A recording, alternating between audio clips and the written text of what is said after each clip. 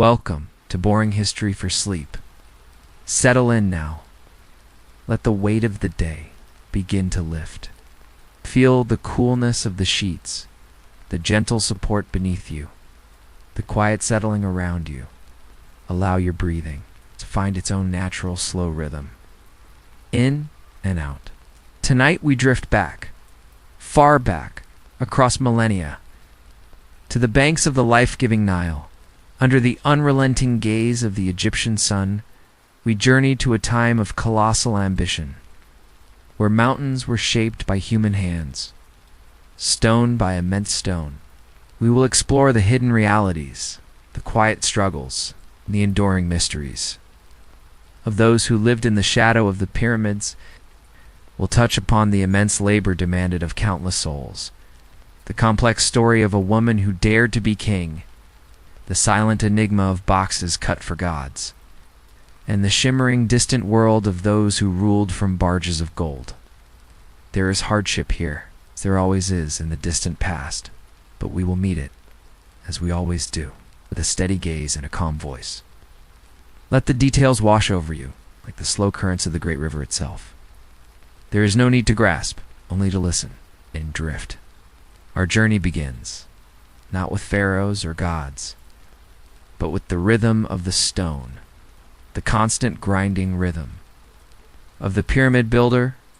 Imagine yourself not as a king surveying his eternal home, but as one of the countless thousands whose sweat and sinew raised it from the desert floor. Your name is lost, your individual story forgotten by time, but your experience, the weight of your days, we can begin to understand. The sun, that is your first constant companion. It rises, a burning disk in a sky bleached pale blue, long before you wish to stir. Its heat is not merely warmth, it is a physical pressure, a weight upon your shoulders. Long before you lift your first burden, it presses down, baking the dusty ground. Shimmering the air above the stone quarries, there is little escape. Shade is scarce, precious, reserved for moments of mandated rest or for the scribes and overseers. Your task is deceptively simple in description, crushingly immense in execution. Move the stone, great blocks of limestone, granite, each weighing more than several large oxen. You work within a vast organized machine of labor, gangs with specific roles. Perhaps you are part of the team levering a block free at the quarry's edge. The sharp crack of stone splitting, echoing dully in the morning air. Dust, thick and chalky, coats your skin, your hair, the inside of your nose and mouth. It tastes dry, ancient. You cough. A sound quickly swallowed by the vastness of the worksite. More likely, you are a hauler. Your world narrows to the rough grain of the rope biting into your shoulder. It's the gritty sand beneath your worn reed sandals. It's the immense inert weight dragging behind you.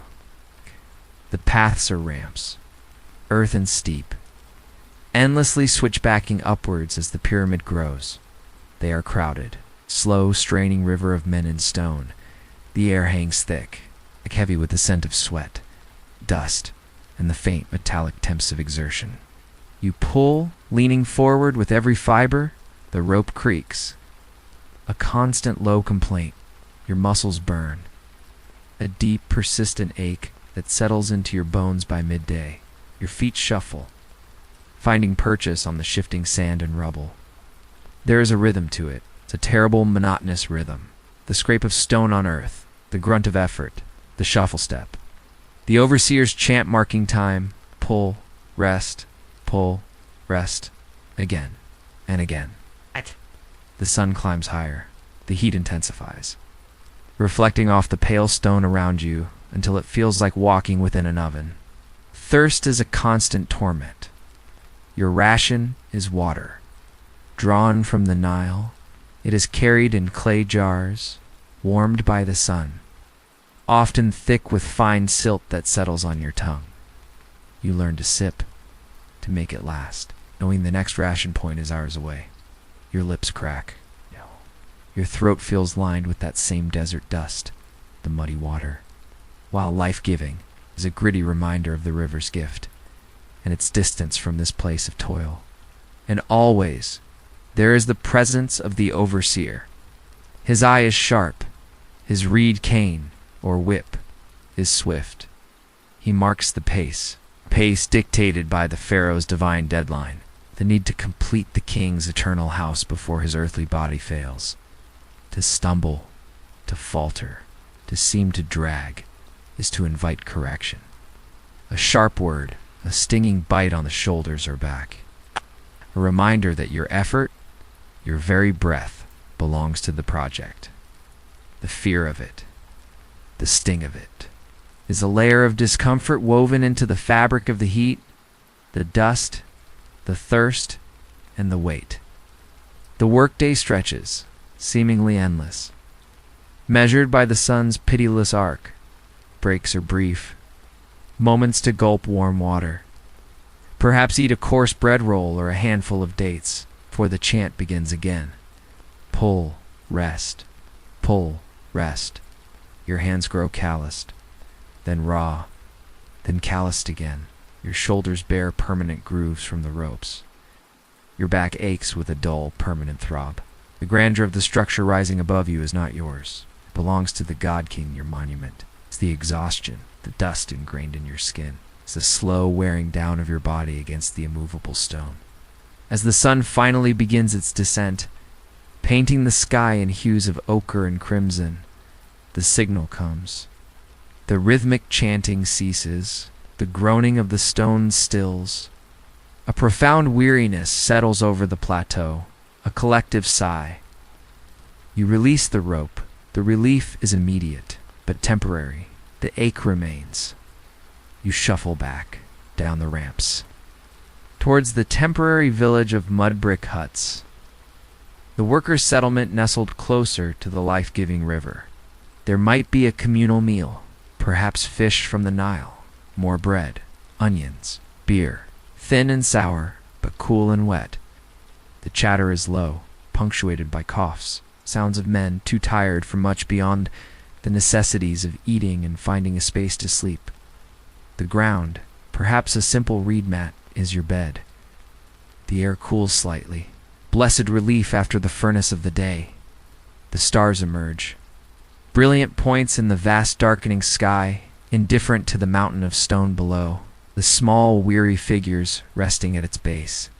You sleep, a heavy, dreamless sleep, born of utter exhaustion. And before the sky has fully lightened, before the birds have begun their chorus, the overseer's call will come again. The ropes will find your shoulders, the weight will return. The sun will rise, and the rhythm, the constant grinding rhythm of the stone, will begin anew. An endless procession of days, measured in blocks moved, inches gained on the ramp. The slow, relentless climb towards a summit that was never meant for you, only for the king who slept within. While the stone haulers labored under the sun, shaping monuments for kings, a different kind of shaping was happening within the cool painted halls of the royal palace. Here, ambition took a quieter, yet far more audacious form. Our gaze shifts now, from the dust of the plateau, to the polished alabaster floors of power, into a woman who dared to step beyond the shadows. Imagine the Theban court. In the early 18th dynasty, the air is perfumed, not with dust and sweat, but with myrrh and lotus blossoms. Walls gleam with frescoes of reeds and waterfowl, a serene counterpoint to the political currents flowing beneath the surface. Into this world, Hatshepsut was born, daughter of a powerful pharaoh. Thutmose, she entered life bathed in privilege, yet bound by the rigid expectations of her time. Royal women were pillars, supporting the divine king, not the throne itself. Her path seemed set. She became the great royal wife to her half-brother, Thutmose II. A role of influence, certainly managing the royal household, participating in rituals, acting as a conduit to the goddesses. But when Thutmose II died young, leaving only an infant son, Thutmose III, as heir. The familiar structure shifted. Tradition demanded a regent to rule until the boy came of age. Hatshepsut, the boy's aunt and stepmother, stepped into that role. At first, it was as expected. She governed, guided, protected the young king's interests. She stood beside him in ceremonies, figure of maternal authority. Yet, over the years, something subtle, profound, began to change. The representations of Hatshepsut in art began a quiet metamorphosis. The elegant gowns and queenly headdresses gradually gave way to the short kilt, the Nena's headdress, the ceremonial false beard, very regalia of a pharaoh. The inscription shifted to no longer just great royal wife or God's wife of Amen, but increasingly Motker, her throne name, the powerful title, King of Upper and Lower Egypt. This was not a sudden coup, but a meticulous, deliberate reshaping of reality. She presented it not as usurpation, but as destiny fulfilled. Divine oracles were invoked. Stories circulated of the god Amen himself choosing her, whispering his will, her coronation. Depicted in exquisite detail on the walls of her mortuary temple at Deir el-Bahri, showed the gods placing the crowns upon her head. She became an image and title, Hatshepsut. Her reign, stretching over to decades, was not one of idle pageantry. It was a time of significant enterprise. She commissioned grand projects, most notably her terraced temple, a marvel of architecture carved into the Theban cliffs, sublime of sublimities dedicated to Ammon and to her own eternal memory.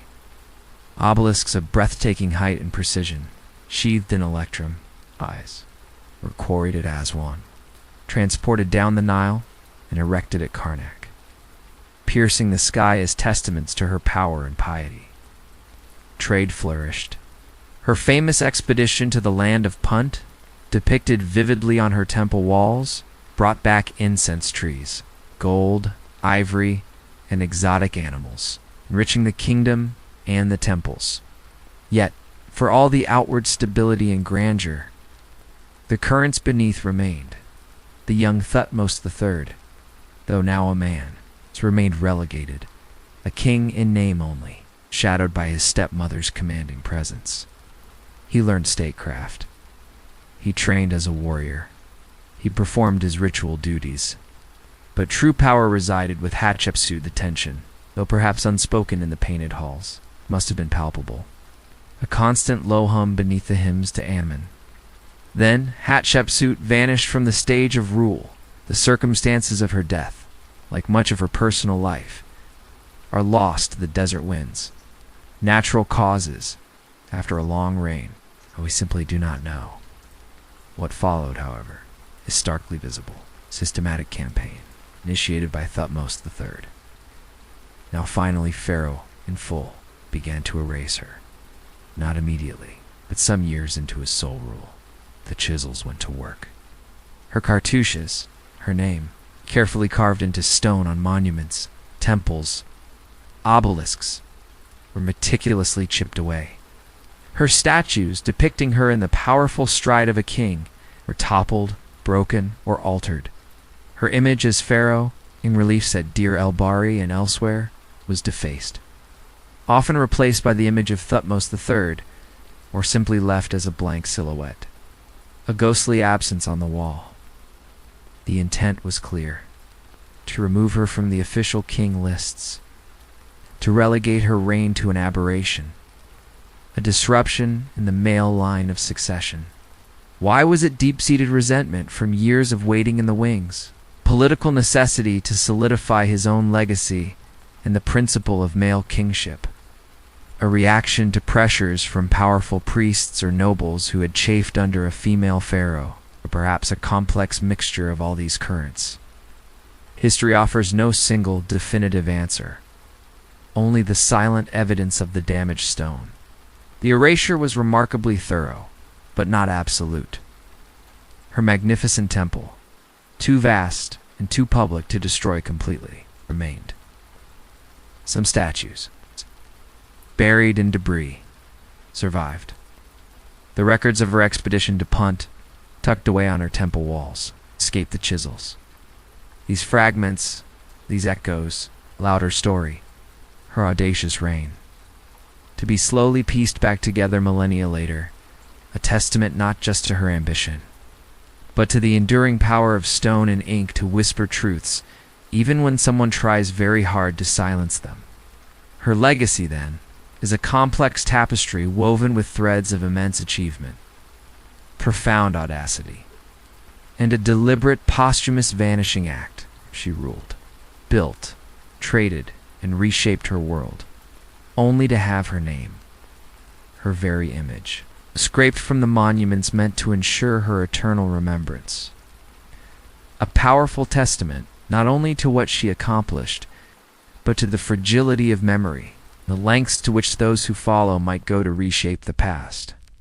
We leave behind the sun-baked plateau and the painted halls of power, descending now into a different kind of monument. Not a tomb reaching for the heavens, but a sanctuary buried deep within the earth, a place of shadows, silence, and stone cut with a precision that defies easy understanding. Our path leads us, away from the Nile's life, towards the necropolis of Saqqara, and the profound enigma of the Serapeum. Imagine the approach. The landscape here is older, a vast city of the dead. Step pyramids and mastabas, marking millennia of reverence. The air is still, heavy with the dust of ages. Then, a doorway, unassuming at first glance, carved into the bedrock. This is the entrance, not to a tomb, but to a gallery of giants. Step inside. The temperature drops noticeably. A cool, damp embrace after the desert heat. The air is still, thick with the scent of ancient stone, damp earth, and a profound, almost palpable silence. Torchlight, or the cool beam of a modern lamp, flickers across walls smoothed by time and purpose. The corridor slopes downwards, deeper, the weight of the world above pressing gently upon your senses. And then you see them. Massive, rectangular boxes. Not sarcophagi in the familiar sense, but monolithic chests, carved from single blocks of granite, some weighing 70, 80, even 100 tons. Aswan granite, quarried hundreds of miles to the south, stone renowned for its hardness, its stubborn resistance to shaping. Yet here they stand, or rather, lie. Within niches carved into the tunnel walls, approach one. Run a hand, gently over its surface. The first shock is the sheer scale. It dwarfs human presence. The second is the finish. The granite isn't merely carved, it is finished. The surfaces are unnervingly smooth, flat. Corners meet with near-perfect precision. Sharp angles that speak of immense control. How? This is the persistent whisper that hangs in the cool air. The tools available to dynastic Egypt, copper chisels, stone pounders, sand abrasives, seem woefully inadequate for achieving such exactitude on such hard stone on such a massive scale. The logistics alone, transporting these titanic blocks from Aswan, lowering them into this subterranean labyrinth, maneuvering them into their niches, boggle the mind, speaks of an organization, a skill, perhaps even a technology, remains partly obscured by time. Their purpose, officially, is linked to the API's bowl. These sacred animals, seen as earthly manifestations of the god Ptah, were worshipped in life in Memphis and accorded elaborate burials and death upon their passing. The later Ptolemaic era galleries of the Serapeum hold massive sarcophagi clearly intended for these revered beasts, inscribed, decorated, but these earlier boxes, the ones of such baffling precision, they are different, is found in the older, deeper galleries. They lack inscriptions. No names, no dates, no depictions of bulls or gods, just the smooth, implacable stone. What rested within these silent, perfect containers? The API's bull theory persists, suggesting these were the earliest, most austere resting places for the sacred animals. Yet the absence of any identifying marks, the sheer, almost sterile perfection of the boxes, fuels other speculations. Were they meant for something else entirely? Something requiring such an extraordinary vessel? Some whisper of ritual objects of immense power, or even connections to concepts far older than dynastic Egypt, remnants of a lost understanding. The stones, of course, offer no confirmation. They simply are. And then there are the whispers, not just of modern speculation, but hints left by those who might have known. Scattered hieroglyphs, not on the boxes themselves, but in the surrounding tunnels or associated structures. Sometimes speak obliquely of dangers, of disturbing the resting place. One fragmentary text, tantalizingly incomplete, mentions a sound that brings darkness, or a curse carried on the breath of the underworld. Interpretations vary wildly, said a practical warning about unstable tunnels, poisonous gases, perhaps even acoustic phenomena in the deep chambers. Or was it a more esoteric deterrent? A spiritual safeguard meant to protect whatever secret rested within those immaculate granite chests. The phrase sound curse captures the imagination, sonic protection woven into the very silence of the place. Modern exploration, beginning with Auguste Mariette's rediscovery in 1851, has revealed the structure, mapped the galleries, cataloged the boxes. Science can date the surrounding rock, analyze the granite, describe the methods used as far as we understand them. Yet the core questions remain stubbornly present. The how of their creation continues to challenge conventional understanding of Egyptian stoneworking. The definitive why. For these specific, perfect boxes in the oldest depths remains elusive. The sound curse, a fragment of text, lingers as an atmospheric footnote, reminder that the ancients often layered the practical with the profoundly spiritual, measurable with the mysterious. Standing before one of these granite giants, in the cool, silent dark, you are confronted not by grand art or inscribed history, but by pure, imposing craftsmanship. A demonstration of will applied to stone is executed with a skill that borders on the incomprehensible from our modern vantage point. It is a monument not to a king or a god, but perhaps to the act of creation itself, to the human capacity to shape the seemingly unshapable, and to bury the evidence of how so deeply that it becomes part of the mystery. The Serapeum secret isn't a single, dramatic revelation, but a slow, quiet accumulation of questions, resonating in the vast, cool silence beneath the sand. We surface now, from the depths of tombs and mysteries, on to the life-giving pulse of the Nile itself, but our gaze lifts. Not towards the toiling villages or the monumental construction sites, but towards the river's shimmering center, where water becomes a stage, and power performs its most dazzling spectacle. We arrive. In the twilight of the pharaohs, the court of Cleopatra VII, the last ruler of an independent Egypt, and a master of calculated grandeur. Imagine the scene.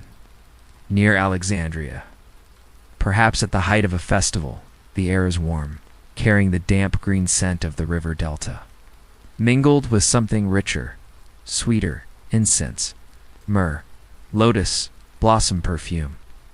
The sun, low in the sky, paints the water in molten gold and deep violet. And upon this liquid stage rests a vision, not a warship, but a floating palace, a thalamigos. Think not of a modern cruise liner, but of an immense ornate barge, likely multiple decks high, constructed of fragrant cedar from Lebanon, its hull gleaming, perhaps gilded. Reflecting the dying light, approach is controlled, ceremonial, smaller skiffs, manned by rowers moving with silent, practiced unison, act as escorts and barriers, guards, their armor polished, stand impassive. The scale alone announces this is no ordinary vessel. It is an extension of the royal person, a moving piece of sovereign territory. Step aboard. Such a thing were permitted to any but the highest elite. The first impression is overwhelming. A deliberate assault on the senses designed to awe, polished wood, laid with ivory, ebony, perhaps even tortoiseshell, forms floors and walls, tapestries, depicting mythical scenes or lush gardens. Hang heavy, the air is thick, not with dust, but with an almost cloying blend of exotic perfumes. Rose, saffron, costus root, designed to cling to skin and fabric, announcing presence long before the queen herself is seen. It is the scent of immense wealth and conscious seduction.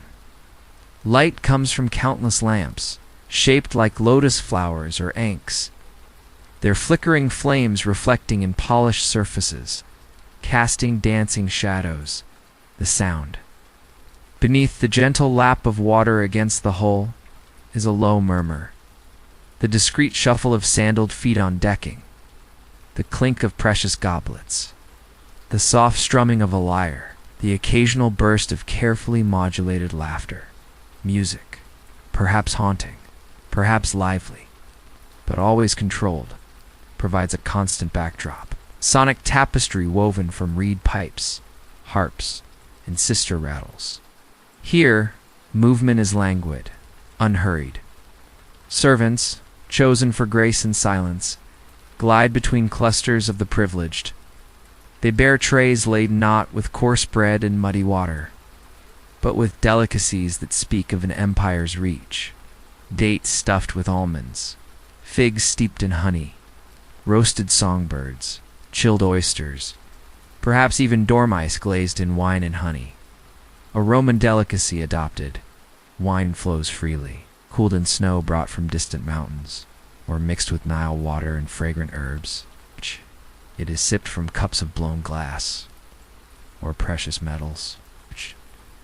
Each vessel a small work of art. Conversation is a low art form. Politics wrapped in poetry. Alliances hinted at over shared grapes. And at the center of this perfumed universe rests Cleopatra. Her appearance, meticulously crafted, is part of her statecraft. Robes, likely of the finest, almost translucent linen, dyed in costly Tyrian purple or saffron yellow, drape elegantly. Gold is everywhere. Not just jewelry, collars, bracelets, intricate diadems, but woven into fabrics, adorning furniture. Kohl lines her eyes not just for beauty but in the ancient style, symbol of divine protection and royal authority. Her presence, even in repose, is a performance. She is Isis incarnate. Oh. The living embodiment of Egypt's power and mystery. Every gesture, every glance, is calculated to charm, intimidate, or bind loyalty. Entertainment unfolds, not as raucous spectacle, but as curated experience. Acrobats perform feats of impossible balance. Dancers move with serpentine grace. Poets recite verses praising the queen's lineage, linking her to Alexander the Great and the gods themselves. There might be exotic animals, leashed cheetahs, brightly plumed birds, symbols of the kingdom's far-flung connections. The atmosphere is one of controlled indulgence, display of absolute power through the mastery of pleasure and the environment itself. Yet beneath the perfume and the shimmering surface, the realities of power remain, sharp and unforgiving. The barge is also a command center, a place where alliances are forged and enemies are managed. Whispers of Rome, the encroaching superpower, hang in the scented air. Cleopatra's legendary liaisons with Julius Caesar and Mark Antony were not merely romantic entanglements, but profound political calculations. Desperate attempts to preserve Egypt's autonomy through personal influence. The decadence, the display, served a vital purpose. to project an image of invincible wealth and divine favor, to dazzle potential allies and intimidate rivals, and the darker side of absolute power. The swift, decisive removal of threats was never far away. Ancient sources, often hostile, speak of ruthless pragmatism. Political rivals, those deemed disloyal, could vanish. Execution methods varied, the most chillingly symbolic, perhaps reserved for the gravest betrayals, or as a stark message, involved the Nile's most ancient predators, to be fed to the crocodiles.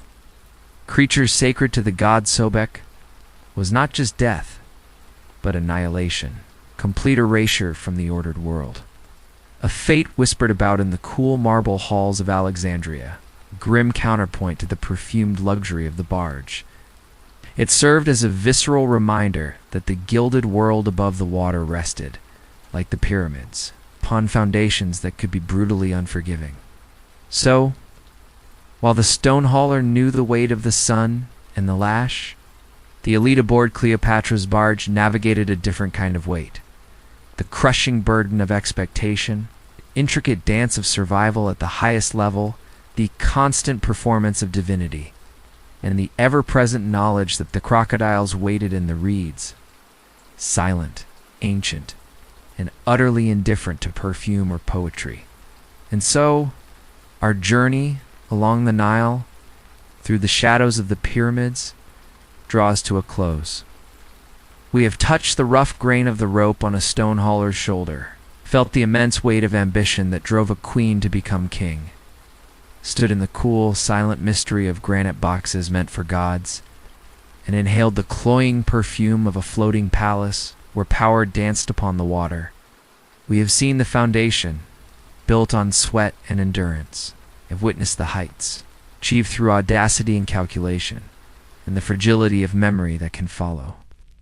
We have pondered the silent questions posed by stone, cut with precision we struggle to comprehend, and we have observed the glittering surface of power, aware of the depths that lie beneath. These were the rhythms of life and death.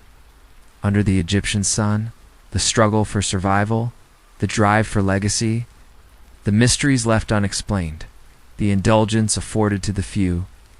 It is a tapestry woven with threads of immense effort, profound ingenuity, deep spirituality, the ever-present contrast between the many and the powerful few.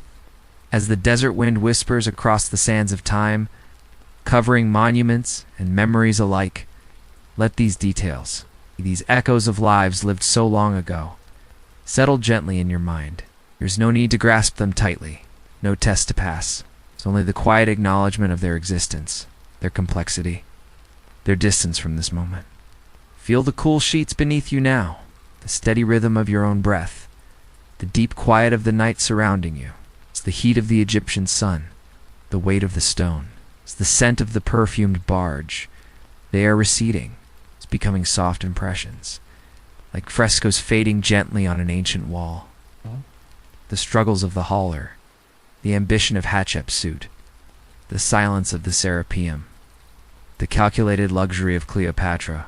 Let them all blur now, soften, become part of the quiet landscape of your drifting thoughts. The past has shared its stories, its burdens, its mysteries. It is done. Now, simply rest. Let the gentle drone of the wind, real or imagined, carry you deeper into stillness, your own journey. Tonight is towards peace, towards quiet, towards the soft embrace of sleep. The pyramids stand, the Nile flows, the stars watch. But here now, in this moment of comfort and safety, there is only calm. Allow your eyelids to grow heavy, your breathing to deepen, your body to sink into the support beneath you. The history, fascinating as it is, can wait. Let it fade, like the last notes of distant music on the water, into the welcoming silence of the night. Sleep well.